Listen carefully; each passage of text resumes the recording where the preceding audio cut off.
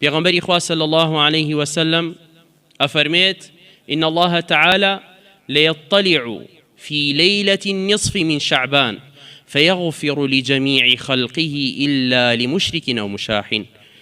نعمتێکی گەورە لەم مانگەدا کە لەلای پەروەردگار هێندە خۆشەویستە ئەم مانگە لە دوای ڕەمەزانەوە ئەفەرمێ ليطلع في ليلة النصف من شعبان.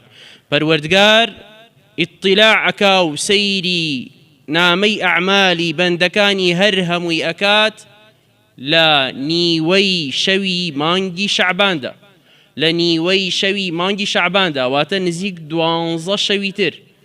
فيغفر لجميع خلقه. پەروەردگار سبحانه وتعالى بمنت فضل و کەڕەمی خۆی لە هەموو بەندەکان خۆشە بێت إلا لمشرك أو مشاح. لە دوو کەس نەبێت، یاخود نەفەرێک کە دووشتی تێدا بێت، یاوەیە کە مشریک بێ و شەریکی بۆ خوای گەورە قەراردا بێ سبحانه وتعالى، خوا پەنامان بدات، یان کەسێک مخاصەمە و هەجری برا مسلمانەکەی کرد بێت، واتە خەریکی بربەرەکانی و دووبەرەکی و قسە نەکردن بێت لەگەڵ برا مسلمانەکەیدا لەسەر دنیا. ئەوە پەروەردگارە فەرمێ ئەم دوانە لا بدەن، ئەم دوانە لا بدەن، لیان خۆش نابێ. ئەمە باقی خەڵکی تر پەروەردگار سبحانه وتعالى بە منەتی خۆی لە گوناه و تاوانیان خۆشە بێت.